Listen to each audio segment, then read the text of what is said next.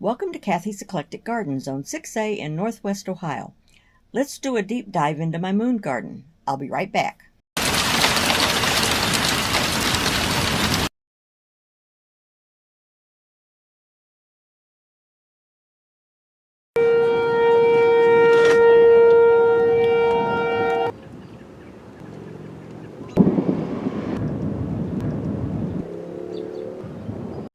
My moon garden is an experiment. I don't usually plant drifts of white flowers, but my husband saw a moon garden on YouTube and we decided to give it a try. Unfortunately, we haven't been able to capture the flowers reflecting the moonlight, so we went out after dark with a black light. Pictures and videos are at the end. The moon garden sits in the driest corner of the rain garden. It is approximately 6 feet square and receives shade in the early morning and late afternoon. Let's take a closer look at each plant along with a brief description of its role in the garden. This video is not sponsored and I am not affiliated with any of the companies mentioned. In the front corner is silver mound Artemisia, botanical name Artemisia schmidtania, and is often called mugwort or wormwood. This low-maintenance perennial needs average water and is not picky about soil. It thrives in hardiness zones 3 to 7, gets 8 to 10 inches tall and 10 to 15 inches wide, and prefers a minimum of 6 hours of sun daily. This plant has more than doubled in size in less than 2 months.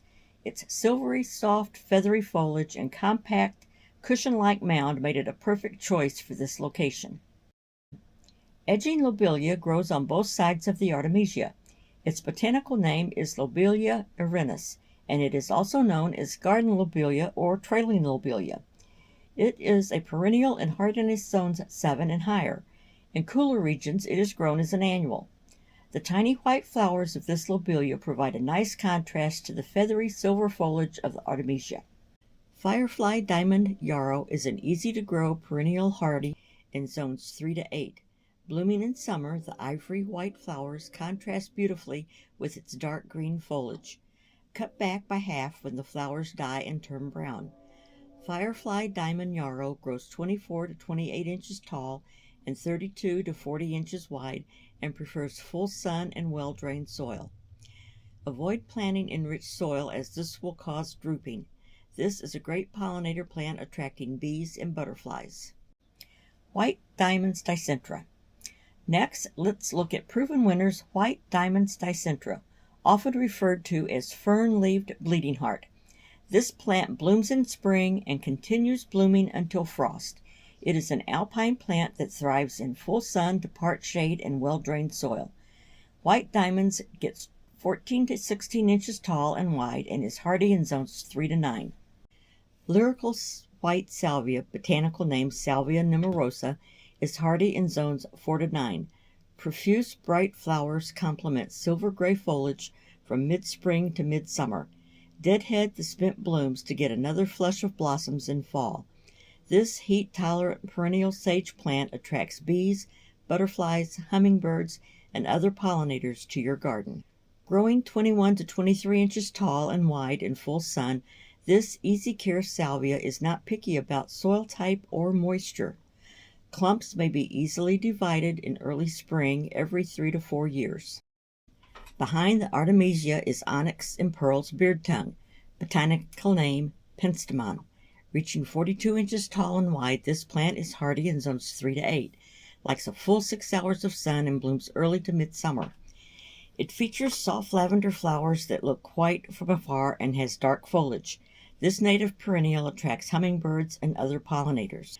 I bought a well-established plant in a 1-gallon container.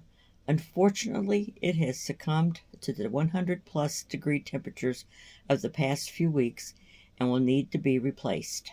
Next to the lobelia, you will see proven winners SuperTunia white snowdrift.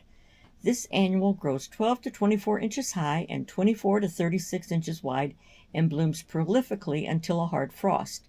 It likes partial to full sun and has average water needs. White snowdrift is a wonderful pollinator plant that attracts bees and butterflies. These are heat-tolerant petunia plants that aren't particularly fussy and need little routine maintenance. They will perform best if an application of controlled release fertilizer is included at the time of planting. This applies to both landscape and container plantings. SuperTunia Vista Snowdrift are heavy feeders, but a single dose is usually sufficient for landscape beds in most climates. If your petunia plant begins to look open or a bit tired, an all-over trim can be beneficial. Use a sharp pair of scissors or pruning shears to trim back up to 1/3 of the volume of the plant. I pair any trim with a dose of water-soluble fertilizer to provide instant energy to help kickstart new growth, branching, and flowering. Your petunia plant will take a week to recover from the trim, but the end result is a fuller plant with more blooms going forward. You may repeat the trim as needed through the season. And last but not least is the accent plant in the center of the garden, a pink diamond hydrangea paniculata standard. This tree-form hydrangea will get 5 to 6 feet tall and 4 to 5 feet wide. Its flower panicles are large, 8 to 12 inches long, starting creamy white and gradually turning a rich pink as the season progresses. The blooms appear from midsummer through fall, and the flower heads can last into winter, adding texture and interest to the garden. This plant has strong, upright stems that support the heavy blooms without drooping. This hydrangea performs best in full sun to partial shade.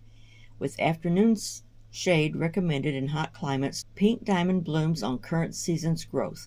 Prune in late winter or early spring to encourage strong new growth and reliable flowering. Selective pruning helps maintain a balanced shape, encourages sunlight penetration, and improves air circulation. Since we started editing this video, another weather event has moved in. Smoke from the Canadian wildfires is covering our area, creating a haze that makes it difficult to spend much time outdoors.